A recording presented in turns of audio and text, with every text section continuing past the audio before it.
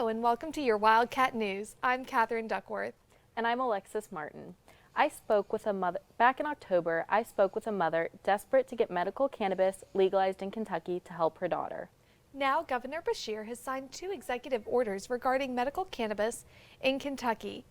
Alexis followed up with Kristen Wilcox to hear her thoughts. Beshear took the issue of medical cannabis in Kentucky into his own hands. Starting in January, the executive order allows Kentuckians with certain medical conditions to purchase medical cannabis from other states where it is legalized.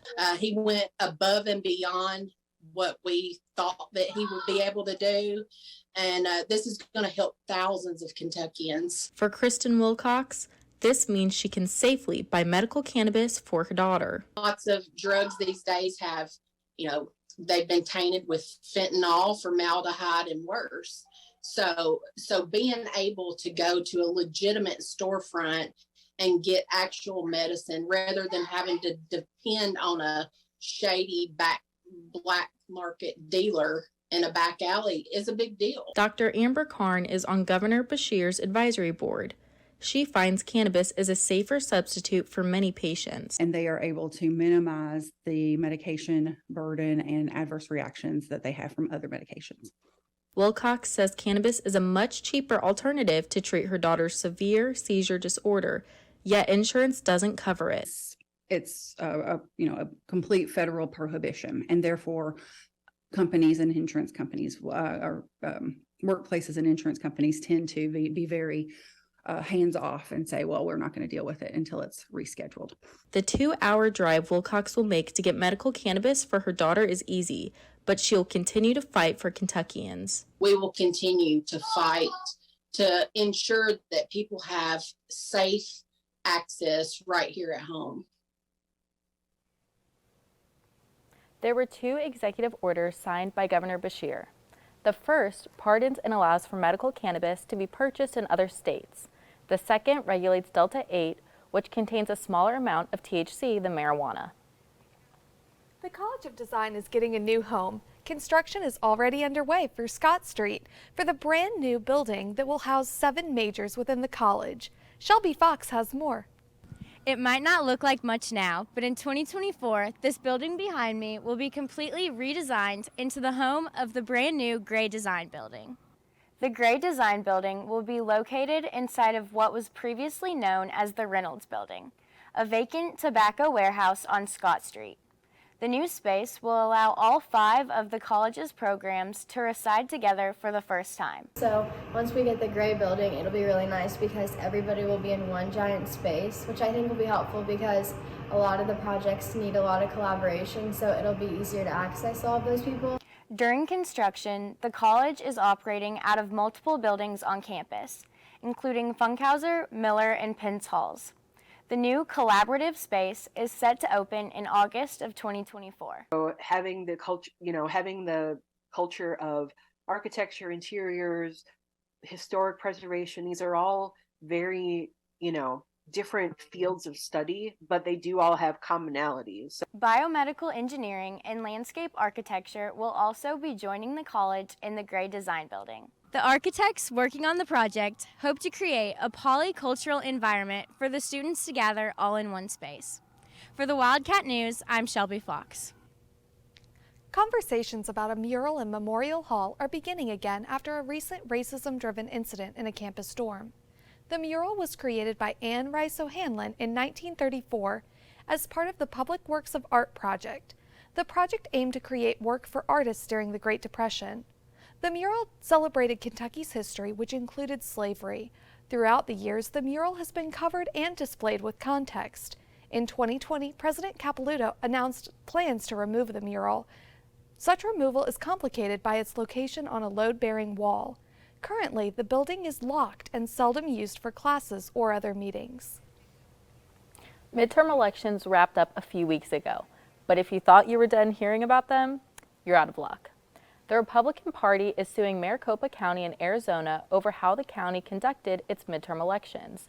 The GOP is alleging voter disenfranchisement and is insisting on clarification delays. Candidate for Governor Carrie Lake and Secretary of State nominee Mark Fincham are calling for an election redo. We spoke with a UK law professor before the election who gave us insight into why these lawsuits are so predictable and common. You've got a lot of people on the ballot who are so-called election deniers, right? People who deny the validity of the results in 2020, even though there's no evidence whatsoever to call those results into question, and have said that they, will not accept the results if they lose. Carrie Lake, running for governor in Arizona, is a prime example of that. Not all Arizona Republican politicians are questioning the results. Maricopa County's Board of Supervisor Chairman Bill Gates identifies as a Republican and agrees with the midterm results.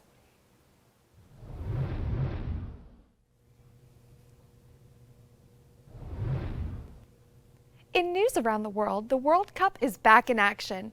Qatar is hosting the event, and the group stage has already kicked off. 8 total groups will have 2 countries advance from each group to create 16-team brackets. It's win or go home for the United States, as they are currently taking on Iran. We hope to see the red, white, and blue in the next round.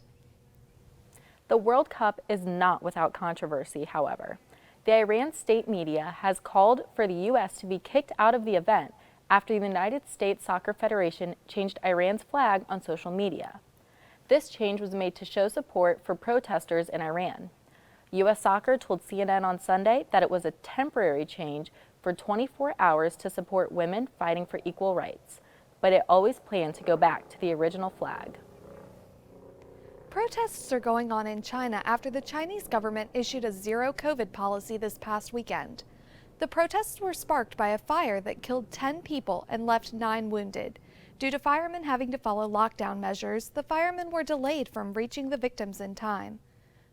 Foreign government officials have voiced their support for the protesters, but the Chinese government is still looking to take evasive action on those who break the zero-COVID policy.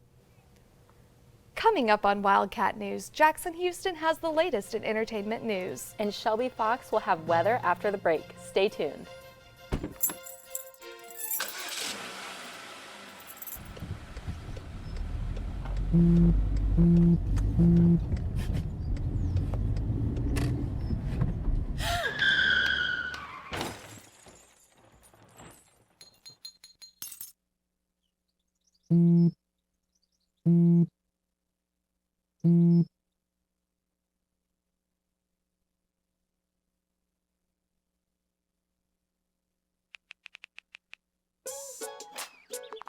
Worried about your friend but don't know how to reach out?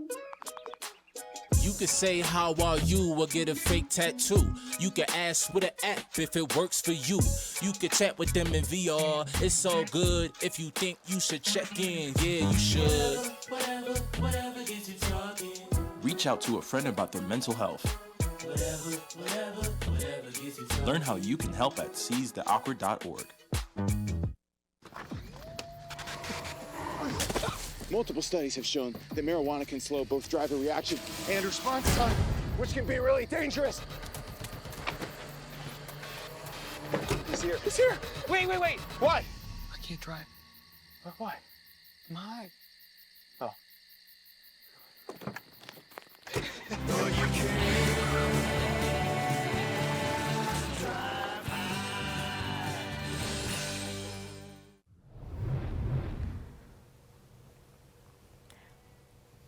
Mauna Loa, the world's largest active volcano, is erupting for the first time since 1984. The volcano is located on Hawaii's Big Island, along with another active volcano, Kilauea. The eruption began on the mountain's summit caldera around 4:30 a.m. Eastern Standard Time on Sunday. Reports are that lava is flowing outside of the volcano, but the eruption is not currently threatening Hawaiian communities. There is a turbulent storm system hitting much of the southeast tonight that could impact our state. Large hail tornadoes and severe wind gusts are expected to impact much of the lower Mississippi Valley up through to the Great Lakes region. Here in our area, the storm is considered a moderate risk and is expected to begin late this afternoon and continue throughout the night. This would be a good time to turn it over to Shelby Fox. Shelby, what does our Lexington forecast look like? Thanks, guys. It's nice to finally get a break from those clouds we've been seeing a lot of recently. But with that storm system moving in, we could potentially be experiencing some storms late this evening. But like you said, we are only in that moderate risk area. If you take a look behind me, you'll see it's been a sunny and rather warm November day here in Lexington. Hopefully this isn't the calm before the storm. That's all I have. For tonight, we're looking at some storms that will be due to that storm surge. For tomorrow, we're gonna see the clouds kind of move away after that storm and the sun is gonna start to shine. We've got a high of 57 degrees. Looking ahead at our 5-day forecast, we could be in for a fairly rainy weekend here in Lexington, so if you have any travel plans, be sure to account for that rain. But the temperatures will stay fairly high as we head into December, peaking in the upper 50s. That's all I have for your Wildcat weather for this Tuesday. We'll be right back after this break.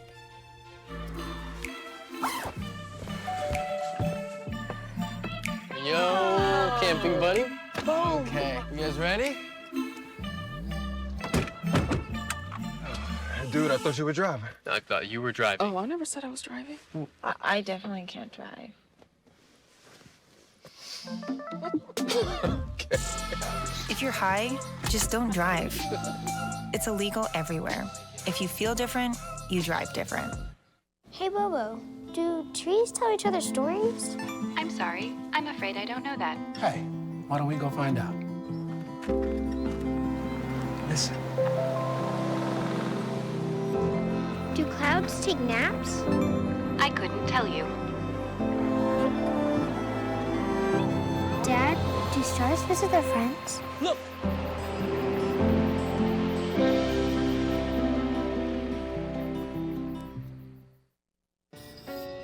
I'm a first-generation Filipino American. You don't always feel you're a part of the country you live in. It's this weird middle space sometimes that you have to live inside of. But when you meet others that are also living in that space, you'll learn to know that it's its own unique space too.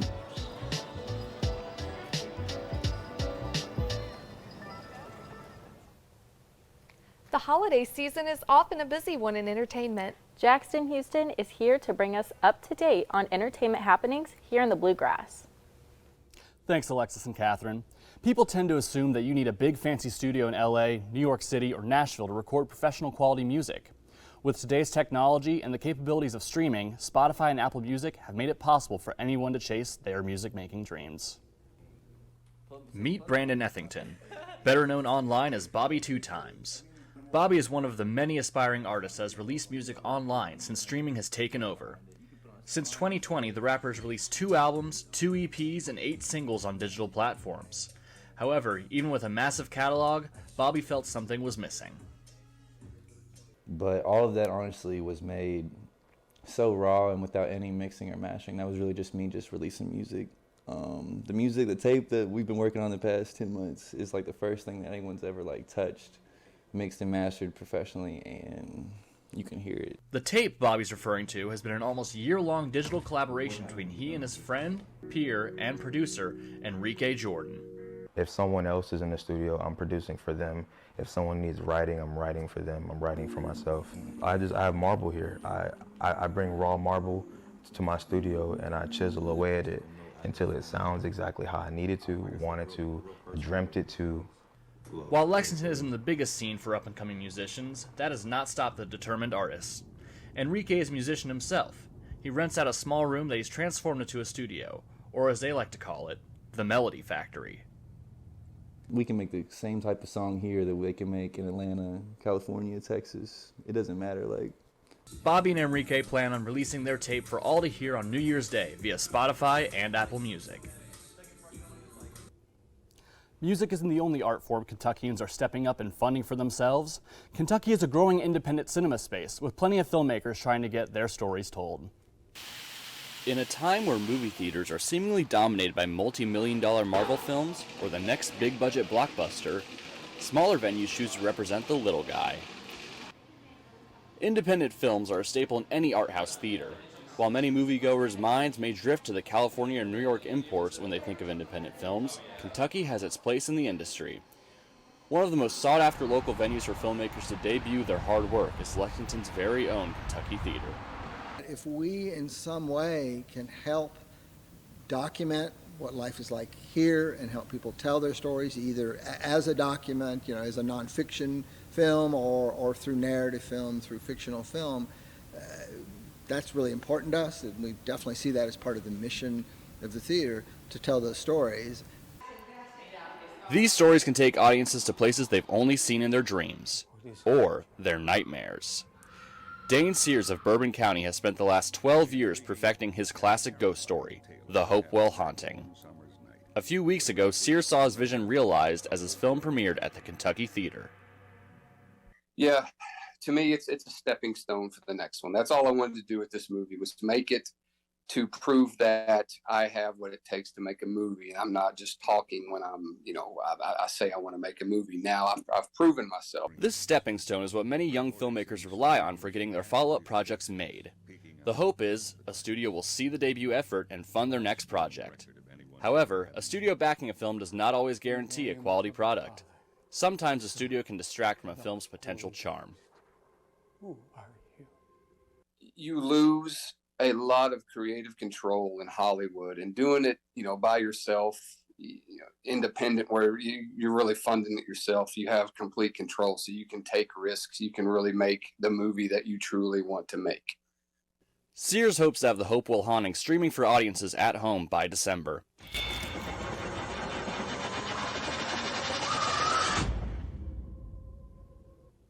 In other cinema news, IndieWire reports that this past weekend was a historic low for the Thanksgiving box office. This weekend saw $95 million, with Marvel Studios' Black Panther: Wakanda Forever leading the pack. Besides 2020 and 2021, both years that were doomed to fail due to the pandemic, this holiday weekend was the first Thanksgiving to gross less than $100 million. That's all for your entertainment news here on Wildcat News. Alexis, Catherine, back to you. Thanks, Jackson. So, Lexi, have you seen any good movies lately? I haven't. I've seen all the cheesy Hallmark movies on Netflix, but I have not yet made it into the theater in a long time to watch a movie there. So Jackson gave me some good ideas for the holiday break. What about you? I agree. He's definitely given a lot of good suggestions. I haven't seen anything either. But I am looking forward to those Christmas specials coming up. Oh, they're just the best. I could watch them all day. Well, that is all for your Wildcat News today. Join us again tomorrow at 4 p.m. for more. Have a great night.